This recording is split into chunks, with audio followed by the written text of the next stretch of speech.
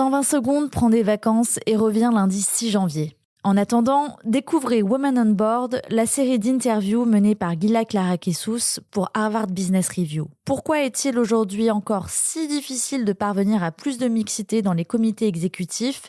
Des femmes présentes dans les instances dirigeantes de leur entreprise ont répondu à la question. Bonne écoute et on se retrouve le 6 janvier. Je suis Gila Clara-Kessous, coach exécutive en entreprise depuis plus de 10 ans et directrice du forum Feminavox, célébrant la Journée internationale des droits des femmes sous le haut patronage de l'UNESCO.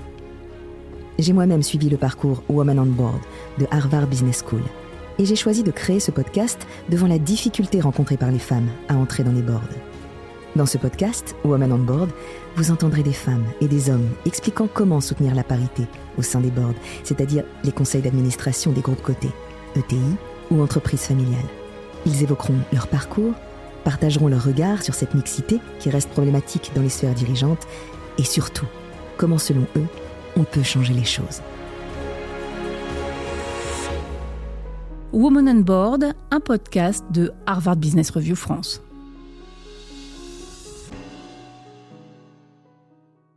Féminiser les instances de gouvernance reste un profond défi et le cœur de préoccupation du podcast Women on Board. Pour en parler aujourd'hui, mon invitée est présidente des Assises de la parité qu'elle a initiées et elle a également été la présidente de la célèbre association américaine International Women's Forum où elle a œuvré pendant 6 ans. J'ai le plaisir de recevoir Lucille Desjoncker. Bonjour. Bonjour, Gila Clara. Lucille, merci d'être avec nous aujourd'hui pour parler de cette question de la féminisation des instances de gouvernance, en particulier en lien avec l'accessibilité des boards. Comme on le sait, en France, on a ces quotas qui nous obligent. Est-ce que vous pourriez vous présenter et nous dire en quoi votre activité est en lien avec l'aide à l'accessibilité des boards en France ? Absolument, c'est un sujet qui m'intéresse énormément. Moi, je suis chasseuse de tête depuis 24 ans maintenant.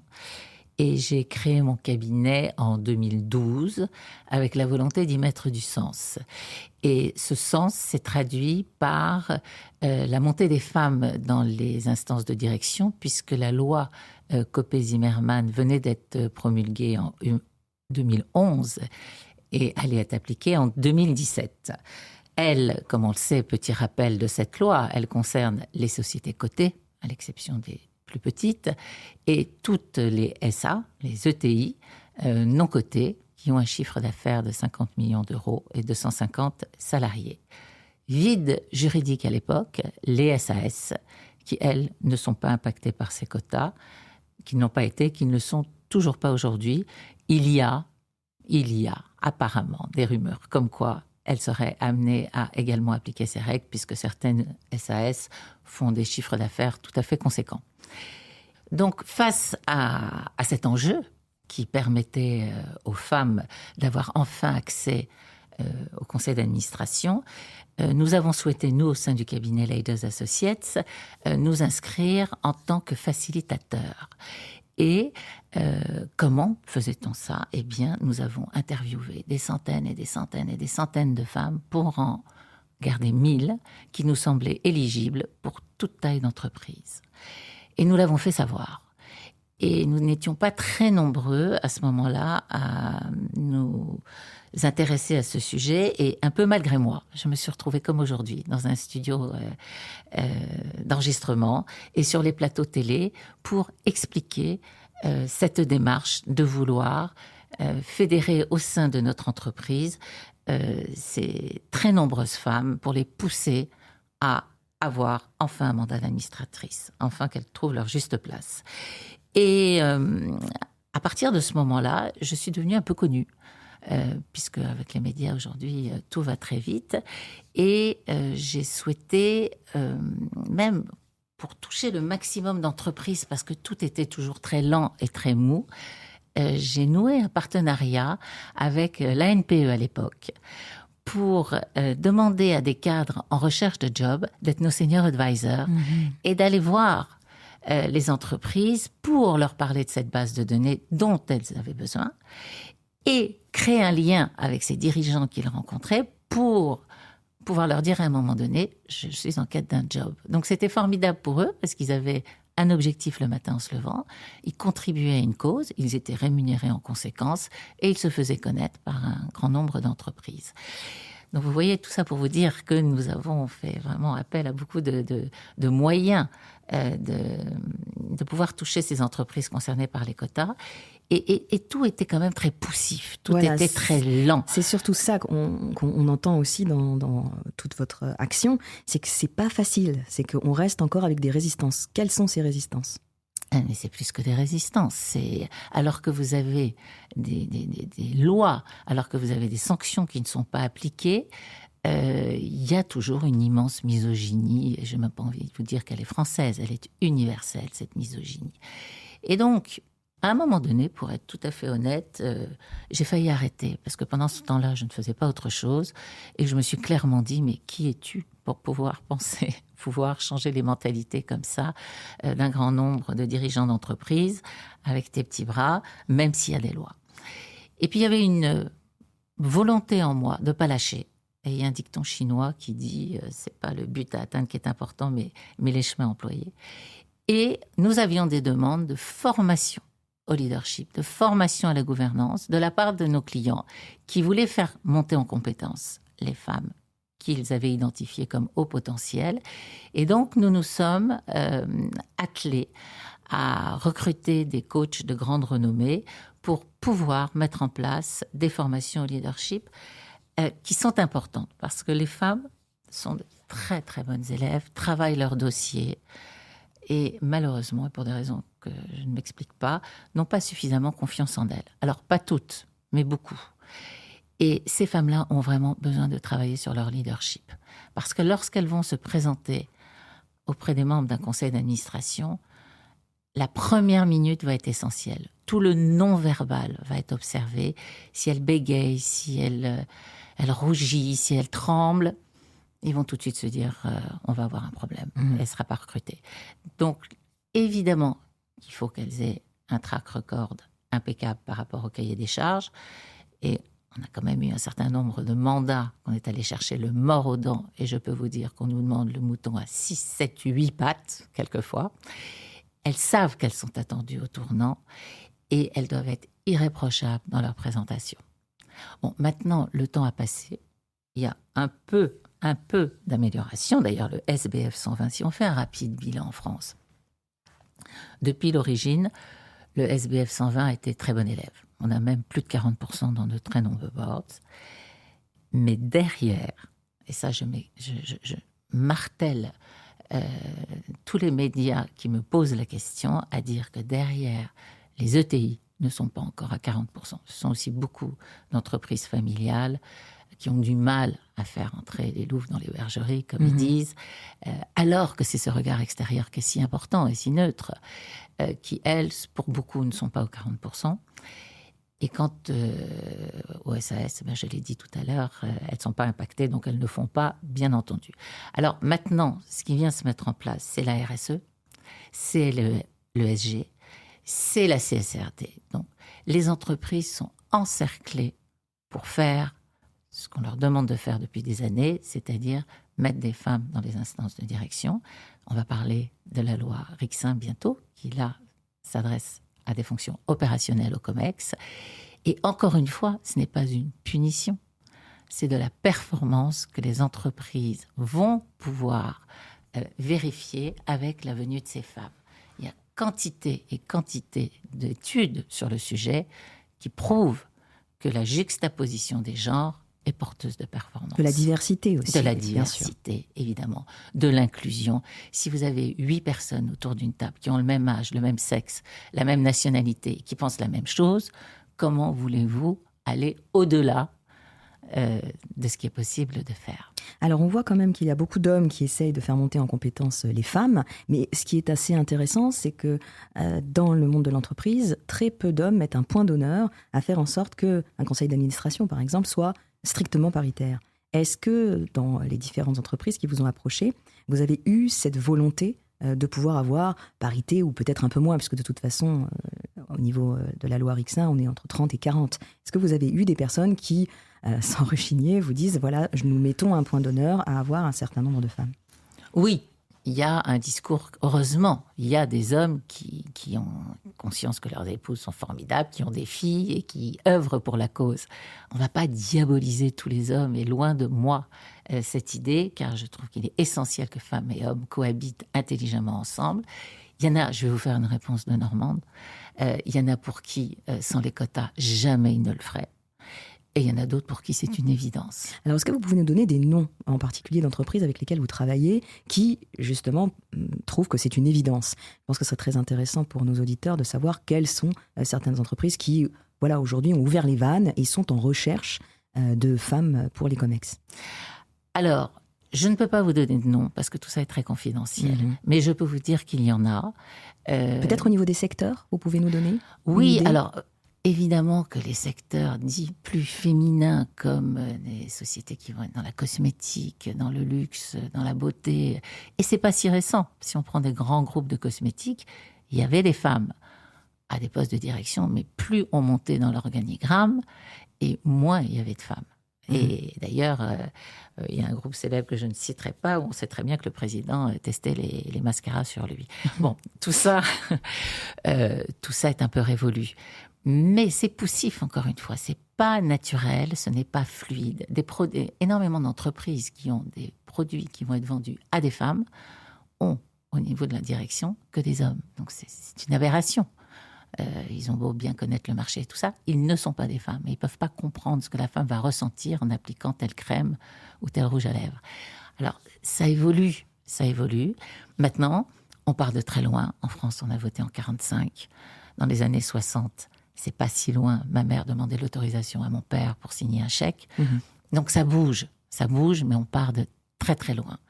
Ce qui est inquiétant, c'est de voir, et on a pu le voir aux Assises de la parité, donc c'est un événement, comme vous avez pu le citer en préambule, que j'organise avec ma casquette associative. On a analysé des études avec Aurore Berger, qui ont été donc... dont les chiffres ont été donnés la semaine dernière. Et quand on voit que des jeunes hommes entre 18 et 34 ans, aujourd'hui, affichent une misogynie épouvantable, c'est terrifiant. Et on se demande pourquoi.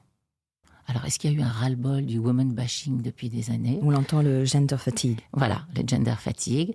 Il y a un effet post-MeToo qui est assez négatif dans la mesure où un homme, aujourd'hui en France, ne va plus oser prendre un ascenseur avec une femme. Moi, j'ai des clients qui ne reçoivent plus les femmes seules dans leur bureau, à moins que la porte soit ouverte ou à moins que le bureau ait des portes vitrées, parce que si elle l'accuse de harcèlement, même si c'est pas vrai, le doute est semé et son poste est en jeu. Alors, si on revient sur les conseils d'administration, vous dites que vous faites des formations pour ces femmes. Comment est-ce qu'une femme peut se préparer au mieux à pouvoir être visible ? Est-ce que c'est toujours de la cooptation ? Est-ce que c'est toujours de l'entre-soi ? Ou alors est-ce qu'une femme, aujourd'hui, on ne parle bien entendu pas de compétences ou d'expertise, ces femmes qui recherchent à entrer dans les boards, est-ce qu'elle peut aller toquer à la porte de façon, on va dire, indépendante ? Est-ce qu'elle peut aller toquer à la porte pour pouvoir se présenter, se faire connaître d'un administrateur, par exemple ? Bien sûr, tout est possible. Alors, c'est beaucoup de cooptation.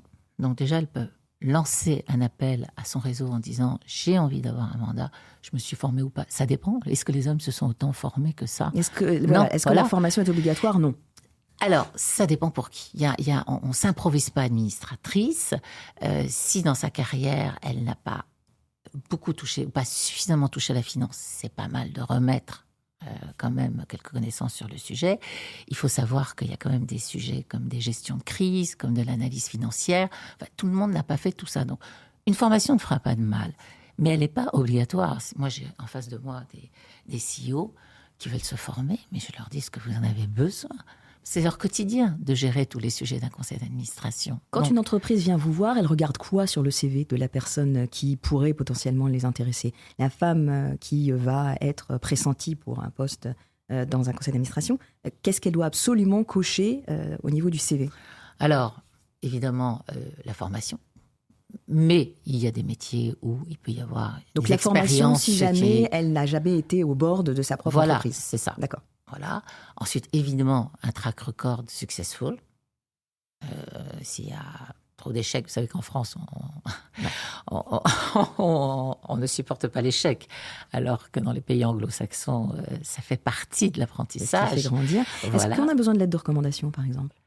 Non. Alors, nous, la façon dont nous présentons nos administratrices, c'est un CV dans un format administrateur qui est différent du CV classique. Donc ça, c'est important et ça, on peut le trouver en ligne. Ça, lorsque nous intégrons une femme dans notre base de données, nous lui envoyons la matrice qu'elle va compléter.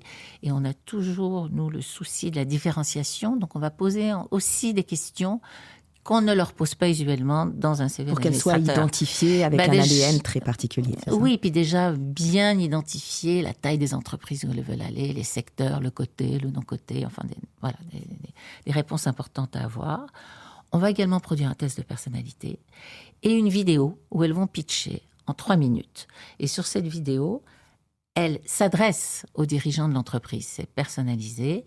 En gros, c'est « Bonjour monsieur ou bonjour madame, voilà ce que j'ai fait. Pourquoi votre conseil d'administration m'intéresse et ce que je peux vous apporter. » Et cette vidéo, elle est extrêmement importante parce que le temps est compté de chacun. Et à travers cette vidéo, ils vont les entendre, ils vont les projeter et ils vont, mine de rien, rapidement les évaluer et voir en termes de soft skills s'il y a des choses qui leur plaisent ou qui leur déplaisent. Et pourquoi on fait ça ? C'est pour optimiser le rendez-vous un maximum et que notre client ne se rende pas compte au bout d'1 minute que la personne ne conviendra pas. C'est ça. Donc vous les habituez déjà à une image. C'est ça. Donc les rendez-vous sont extrêmement ciblés. Maintenant, pour répondre à votre question, rien ne les empêche d'écrire directement aux entreprises, de s'inscrire dans les bases de données des cabinets qui œuvrent en ce sens et de se montrer visible sur les réseaux sociaux. Moi, je les encourage beaucoup à écrire des tribunes sur LinkedIn, à commenter d'autres tribunes. Et elles n'osent pas, les femmes, elles n'osent pas assez. Si quelque chose manque aux femmes, c'est l'audace. Alors en fait, il y a toujours la question, est-ce qu'elles n'osent pas ou est-ce qu'elles ne savent pas ? Par exemple, une fois que le Graal est obtenu, on imagine que l'entretien s'est bien passé, elles entrent dans ce board. On est d'accord qu'on n'attend pas d'elle de commencer d'emblée à donner son avis. On attend plutôt d'elle une période d'adaptation avec beaucoup d'observations, avec le côté un peu bon élève que la femme s'est montrée. Donc quand vous dites que les femmes n'osent pas, c'est qu'en fait, on n'attend pas forcément beaucoup d'originalité, voire beaucoup d'audace avant même de pouvoir être embauchée ou pas. Ou donnez-nous peut-être, une success story, une femme qui a osé. Alors, vous n'avez pas donné de nom, mais qui a osé à pouvoir peut-être commenter un post LinkedIn ou alors a osé à se mettre vraiment en avant et ça a marché. Qu'est-ce qu'elle a fait ? Je pense à une amie et je pense qu'elle ne m'en voudra pas si je cite son nom. C'est Valérie Poinceau qui est la DG de Boiron. Comme on le sait, les laboratoires Boiron ont été déremboursés pendant la Covid et elle a été sur tous les plateaux télé, appelée pour expliquer les conséquences de ce déremboursement. Elle a publié un nombre de choses incroyables, elle a écrit une lettre, enfin, elle a eu une politique extrêmement offensive et visible. Et aujourd'hui, elle est sollicitée, très sollicitée. Mais alors elle s'est rendue visible par de l'action. Oui, mais elle s'est rendue visible pas en tant que recherche de board. Elle a été visible par rapport à son expertise. Est-ce que vous conseillez aux femmes ? C'est les administrateurs, si vous voulez, les présidents des comités de nomination ou les dirigeants tout court qui se disent il va falloir une femme dans mon board, ils vont aller chercher des femmes à personnalité parce que les skills sont là. Alors, et ils vont identifier, moi je rencontre, comme vous le savez, énormément de dirigeants et ils me disent aujourd'hui, ce qui nous intéresse vraiment, c'est la capacité à embarquer des personnes dans un conseil, à penser différemment. What else can we do with the same money? Voilà, c'est vraiment prendre les personnes qui sont habituées à travailler. On ne change pas une équipe qui gagne, par exemple, à sortir des chemins usuels et qui va les embarquer avec conviction à accompagner ce monde qui bouge à toute vitesse intelligemment. Donc on attendrait de la femme un peu de leadership créatif. Exactement. Et celles que vous avez placées l'ont fait à partir de quand ? Vous avez sans doute des retours. Hein, je pense que les femmes vous, vous sollicitent et puis vous suivez vos poulains. Bien sûr. Mais par rapport justement à ces temps d'adaptation, ces temps d'observation, le temps d'intégration aussi, comment ça se passe ? Concrètement, comment ça se passe ? Et à partir de quand vous proposez de faire, entre guillemets, un acte créatif ? Bon, vous avez tout à fait raison. Quand elles arrivent à la première réunion, elles vont se taire et observer. Puis on travaille les sujets. Maintenant, à la deuxième réunion, elles vont commencer à poser des questions, à challenger. C'est pas imposer ce qu'elles veulent, c'est poser les questions qu'une personne extérieure est amenée à se poser parce que justement, elle n'a pas le nez dans le guidon. Et c'est toute la richesse d'avoir des administrateurs, administratrices indépendants. C'est cette virginité du regard qui fait qu'on va poser les bonnes questions.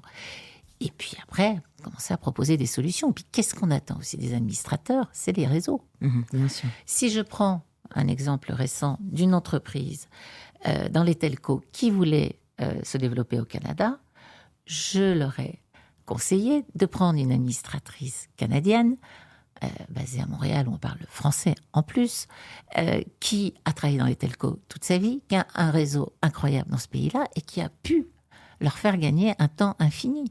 Et toutes les startups qui sont en train de devenir des licornes auraient tout intérêt à faire ça pour ouvrir des marchés et des pays, puisque ces personnes-là ont les réseaux. Mais d'ailleurs, beaucoup le font. Donc en fait, il y a ce temps d'observation. Le questionnement dont vous parlez, vous ne conseillez pas de le faire pendant le temps du board. C'est quelque chose qui doit être fait en amont vis-à-vis de personnes, on va dire, directes. Elles se voient effectivement en amont, elles peuvent communiquer et autres. Et puis pendant les conseils, elles peuvent, si elles sont sûres d'elles, il faut vraiment... Parce que les réputations vont vraiment vite, surtout par rapport à une femme qui vient d'arriver. Bien sûr. Donc il vaut mieux quand même que les questions soient réglées. Oui, elle a pu évidemment échanger auparavant avec des tiers.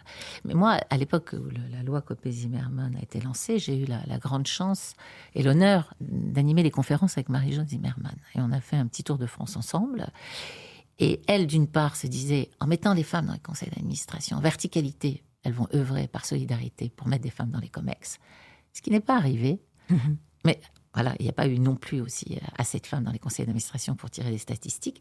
Mais dans les pays nordiques où ils sont en avance sur ce sujet-là, deuxième plafond de verre identifié. Donc merci à Madame Rixin pour sa loi. Et effectivement, en termes de posture, les conseils qu'elle donnait aux femmes, c'est d'écouter. Bien sûr qu'il faut écouter, pas tout révolutionner, mais après ne pas s'excuser d'exister et d'être préparé. Alors on va rentrer dans le dur. Les personnes que vous avez placées, elles vous disent que le plus difficile, c'est quoi au niveau de ce rapport au board ? Est-ce qu'il y a énormément de travail à faire avant de pouvoir assister à un board ? Est-ce qu'il y a des risques ? Est-ce qu'on demande à des femmes de pouvoir endosser certains risques ? Est-ce que le fait de se voir couper la parole, est-ce que le fait d'être seule femme dans un board, c'est quelque chose de malaisant ? Qu'est-ce qu'on vous fait comme retour une fois que la femme est placée dans les boards ? Vous avez déjà dit beaucoup de choses. C'est-à-dire que quand elles sont seules, c'est beaucoup plus difficile que lorsqu'elles sont 2 ou 3. Parce qu'entre elles, elles se serrent quand même les coudes. Donc c'est plus facile pour une femme d'avoir d'autres femmes à ses côtés pour gagner en assurance, parce qu'il ne faut pas se leurrer. C'est toujours impressionnant d'avoir 8 hommes autour de vous, ou 9, et vous êtes seul. Donc, elles doivent être préparées, coachées à ce niveau-là, si elles sont seules. Et puis, alors votre autre question, donc c'était... Voilà, c'était les risques. Est-ce qu'on leur demande d'endosser des risques par rapport à des signatures, par rapport à des... on va dire des domaines dans lesquels il faut s'aventurer, où on va se dire, ça va être elle qui va endosser tous les risques. Est-ce qu'il y a aussi le rapport à la parole ? Est-ce qu'on doit accepter de se faire couper la parole ? Est-ce que ce genre de choses ? Alors, sur la parole, si on leur coupe la parole, s'il y a bien un conseil à leur donner, c'est de regarder la personne qui vient de lui couper la parole et lui dire « Je suis en train de parler. Ne m'interrompez pas, mais dès que j'aurai fini, vous pourrez effectivement commenter ce qui vient d'être dit. Mais pour l'instant, c'est moi qui parle. » Et ça, les hommes le font. Et les femmes ne le font pas suffisamment. Donc le faire avec bienveillance, parce que sinon... Toujours le côté la bienveillance. hystérique, non, mais vous savez qu'un homme qui parle fort est viril et une femme qui parle fort est hystérique. Donc c'est ça. Voilà. De toute façon, c'est vulgaire de parler fort. Donc, et il faut qu'elle reste calme et toujours beaucoup de bienveillance parce que c'est contagieux. la bienveillance. On est dans une énergie qui va toucher l'autre, on l'espère. Et il y a une responsabilité juridique. C'est ça. Et alors, le conseil à donner à toutes les personnes administratrices qui rejoignent un conseil, aux administrateurs, c'est qu'il est obligatoire pour les entreprises d'avoir des assurances. Mmh. Parce que c'est du pénal, ça peut aller très très loin. Vous savez, le monde est quand même un peu tordu. Elles peuvent ne pas avoir accès à toutes les informations et accepter de signer certains documents ou de valider certains documents. Donc, il est important, essentiel que cette assurance soit prise pour qu'elle soit protégée. Est-ce qu'on doit aussi accepter que certaines idées créatrices puissent être récupérées par d'autres? C'est-à-dire qu'en fait, on dit une idée, peut-être avec un certain volume sonore qui va être moins fort que d'autres personnes qui vont se réapproprier l'idée. Est-ce que c'est aussi ça, accepter d'être à un board quand on est une femme? Oui, alors ce que vous venez de dire est tout à fait exact. J'ai des femmes qui me disent que lorsqu'elles évoquent une idée, c'est électroencéphalogramme plat. 15 jours après, la même idée va être évoquée par un homme et c'est standing ovation. Alors là, surtout, il faut qu'elle se lève et qu'elle dise « c'est ce que j'ai dit il y a 15 jours. Cette idée, je l'ai partagée avec vous. Donc, pourquoi est-ce qu'on ne l'a pas commentée de cette façon-là ?» Il faut être authentique, il faut être vrai. Faut arrêter d'être lisse. Ça demande un courage terrible quand même. Ben oui, mais qu'est-ce qu'on a à perdre finalement, hein? Et puis, il faut être inspirante et exemplaire pour d'autres. Alors, la vie est un jeu. On n'est pas là pour plus d'un siècle quand tout se passe bien. Donc, on aura essayé, ça n'a pas marché. On aura essayé. Et si on n'essaye pas, on va culpabiliser et regretter de ne pas l'avoir dit. Alors, il faut y aller, encore une fois, quand on est sûr de soi. Alors, comment ça se passe mal, un board? Est-ce qu'il y a déjà eu des hécatombes? Parce que justement, pour toutes ces femmes qui veulent intégrer un board, qu'est-ce qu'elles risquent? C'est-à-dire que, on a compris, elles risquent de se faire couper la parole, se faire récupérer les idées. Elles risquent aussi éventuellement tout ce qui va toucher un risque juridique, mais au même titre que les hommes. Comment ça se passe mal? Est-ce qu'il y a eu des fois où ça a été terrible pour la personne qui s'est présentée et qui a... Oui, alors il y a des femmes qui ont été maltraitées. C'est-à-dire couper la parole tout le temps, pas reconnue, faire sentir qu'elle est là parce que c'est une femme. Mais encore une fois, c'est pas la majorité. Ça, c'est important qu'on l'entende. C'est pas la majorité. Non, et en même temps, non. peut-être que quand une femme veut participer à un board, le but n'est pas tant la reconnaissance que le fait d'être présente. En fait, sa présence elle-même est quelque chose de différenciant. Bien sûr, bien sûr. Et donc, oui, tout arrive, tout existe, vu la quantité. Mais on est quand même face à des personnes intelligentes, sinon elles ne seraient pas dans ces instances de gouvernance. Et les hommes, quand même, ont tout intérêt à les accueillir. Alors, il y a des formations maintenant pour préparer les hommes à accueillir ces femmes. Alors, parlez-nous-en. Est-ce qu'on en connaît certaines et qu'est-ce qui s'y passe? Écoutez, c'est au sein de mon cabinet où on fait ça parce qu'on a eu la demande. Et moi, je travaille avec des coachs qui travaillent beaucoup sur le yin et sur le yang. Alors, c'est quoi? Vous et moi, Gila, Clara, nous sommes des femmes, mais nous avons une part masculine en nous. Et tous les hommes ont une part féminine en eux, et ça s'appelle le yin et le yang. Et nous, on propose des séminaires où on va connecter les hommes à leur part féminine. Alors, quand on leur dit ça le matin, ils nous disent « mais ça va pas, vous m'avez bien regardé, moi, une part féminine, je suis un homme, je suis un vrai... » Sauf que le talent de ces coachs, c'est de les connecter réellement à leur part féminine. Alors, ça veut dire quoi, connecter un homme à sa part féminine? Ça veut dire lui permettre de toucher sa vulnérabilité et de l'exprimer. Parce que les hommes, on leur a toujours dit, vous n'avez pas le droit de pleurer, même pas peur, même pas mal, vous n'avez pas le droit de vous plaindre, il faut foncer. Eux aussi, pour eux aussi, la tâche, le Paul Lonesome Cowboy, on en parle du dirigeant un petit peu solitaire qui porte beaucoup de choses sur ses épaules. Et dans ce séminaire, j'ai vu que des hommes qui jamais pouvaient dire, là, j'ai besoin d'aide, parce que là, c'est trop lourd, parce que là, ça va pas, on les a autorisés. Et ça leur a fait un bien fou. J'en ai vu pleurer.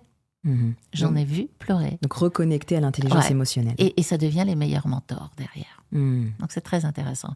Et quant aux femmes, il y a des femmes qui peuvent être trop dans leur masculin et vouloir tout de suite tout révolutionner, c'est épouvantable, ou elles vont être trop dans leur féminin et raser les murs et s'excuser d'exister. Et là, c'est encore une fois le talent de ces coachs, de rassembler de ce yin et de ce yang et de faire en sorte que ces femmes et ces hommes soient au bon endroit de leur posture et donc d'excellents managers quand ils touchent ça. Est-ce que du coup, c'est directeurs, ces CEO qui ont suivi ces formations de masculinité positive, que j'appellerais masculinité positive, comme le mentionne le docteur Mukwege, le prix Nobel de la paix, qui dit combien les hommes doivent être vraiment aux côtés des femmes dans cette volonté de réinscription des droits des femmes dans les droits humains. Est-ce que du coup, vous en avez vu proposer à plus de femmes de se joindre au board? Oui, ça a un impact, absolument. Il y a, je vais vous raconter une anecdote vécue. Je reçois un propriétaire d'une maison de champagne, ETI. Il me dit, en s'asseyant, en pestant, oh là là, cette loi Copé-Zimmermann me pèse, il faut que je mette des femmes alors que toute mon équipe va très bien. Enfin bon, il faut que je le fasse, donc qu'est-ce que vous pouvez faire pour moi? Je lui demande le cahier des charges, qui pour une fois était extrêmement simple. Et je lui dis, écoutez monsieur, revenez me voir dans 2 jours, parce que je savais qu'il était à Paris, la shortlist sera prête. Il revient 2 jours après, j'avais 4 CV, 4 vidéos. Et je lui montre les vidéos. Et là, je le vois, il a les yeux écarquillés, les écailles qui lui tombent des yeux. Et il me dit, waouh, mais je ne pensais pas qu'il y a des femmes comme ça qui pouvaient être intéressées par mon conseil d'administration, tout ça. Mais comment je vais faire pour choisir tellement j'ai envie de les prendre toutes les... Incroyable. Et voilà. Donc ça aussi, c'est intéressant. C'est que lorsqu'il touche du doigt la qualité des CV des femmes qui vont rejoindre leur conseil d'administration, d'un seul coup, ils sont ouverts à ça. Et même heureux, parce qu'ils perçoivent tout le bien fondé d'avoir cette personne à la table des décisions. Et j'ai su après que ça s'est remarquablement bien passé. Et donc, vous reconnaissez que les hommes qui disent qu'on ne sait pas où sont les femmes, lorsqu'on leur demande pourquoi il y a si peu de femmes dans leur conseil d'administration, c'est une réalité. Alors, je leur dirais, vous ne les cherchez pas. Parce qu'il y en a beaucoup, beaucoup, beaucoup qui ne sont jamais appelés. Donc, les femmes existent.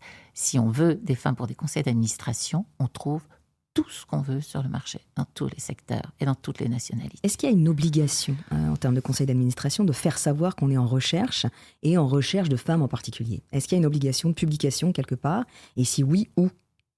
Alors, il n'y a pas ce genre d'obligation, mais il y a une obligation de montrer qu'on recherche, oui, qu'on a été frappé à certaines portes, et qu'on n'est pas resté inactif par rapport à ça. Alors ça, c'est en individuel, c'est-à-dire personne ne peut aller vous dire... Bien sûr que non. Donc bien ça reste encore très opaque. Oh, très, très opaque, évidemment. Moi, l'autre jour, j'étais face, parce que je milite aussi beaucoup pour la féminisation dans les fonds d'investissement, à la fois pour eux, parce qu'ils ont signé une charte, et dans les sociétés dans lesquelles ils vont mettre des participations. D'ailleurs, aujourd'hui, ils disent que si les sociétés dans lesquelles ils mettent des participations, si les fondateurs ne sont pas d'accord, ils ne rentrent pas. Donc vraiment, là encore, c'est un levier extrêmement puissant pour faire bouger les lignes, et c'est tant mieux. Et quand je les ai rencontrés, je leur ai dit, mais comment vous avez fait pour chercher vos administratrices que vous dites ne pas trouver? Ah bon, on a été sur LinkedIn. Et celle qu'on a approchée était prise.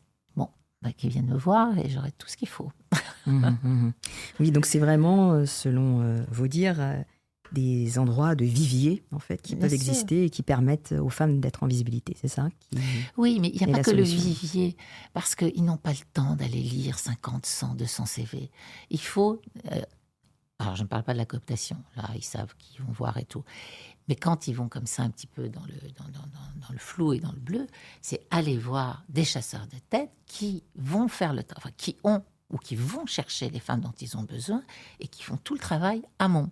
Pourquoi? Parce qu'il faut des super castings. Parce que si on met des femmes pour des femmes et qu'elles font mal leur job, on va entendre après, vous voyez, on a mis des femmes, ça n'a rien donné, pire encore. Bien sûr, donc ça dessert même la cause. Bien sûr. Donc c'est très pernicieux. Mais oui. De toute façon, vous avez maintenant, pour les sociétés cotées, c'est une soft law du MEDEF, la FEP-MEDEF, l'obligation, tous les 3 ans, de faire une évaluation de votre board. Et dans cette évaluation, vous voyez si le CV des personnes présentes est réaliste, est compatible et a été bien cherché.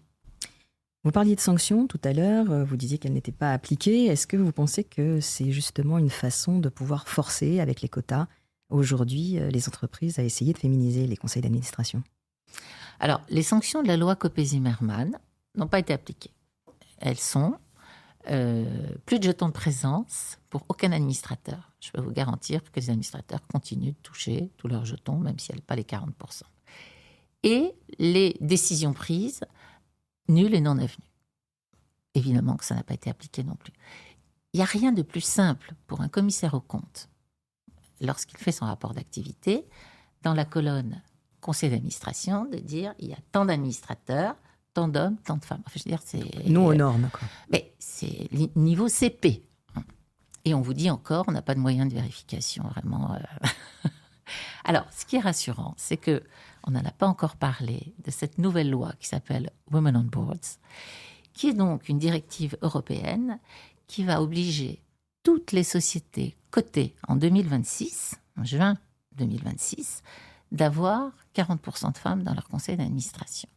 Alors là, on parle de centaines et de centaines et de centaines de mandats qui vont donc être ouverts aux femmes. Il y a un boulevard qui est en train d'être créé, puisque il y a des pays qui partent de très très bas et d'autres où on est à 30, mais il faudra quand même atteindre ces 40%. Et ce qu'il y a d'intéressant, c'est que l'Europe va mettre en place des outils de vérification et que la France, comme on le sait, fait encore partie de l'Europe et qu'elle va donc être assujettie à ces moyens de vérification. Donc tous ceux qui, jusqu'à aujourd'hui, sont passés entre les gouttes ne pourront plus passer entre les gouttes.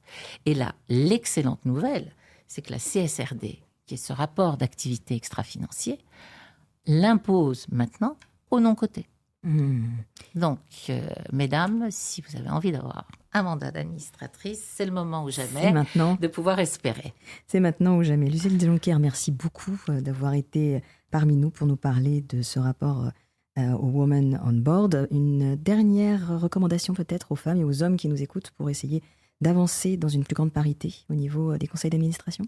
Alors, je dirais aux femmes d'être solidaires entre elles, de se recommander entre elles, d'avoir vraiment et de s'imprégner de cette sororité dont on parle beaucoup et qui a peut-être manqué à une certaine époque. J'ai envie de dire que ça s'arrange, mais voilà, serrons-nous les coudes, nous les femmes, entre nous, et de dire aux hommes qu'ils ont des épouses, pour certains, pour beaucoup, des filles, et qu'il faut qu'ils tracent la voie, qu'ils les aident, et des mères. De toute façon. Et des mères également, voilà.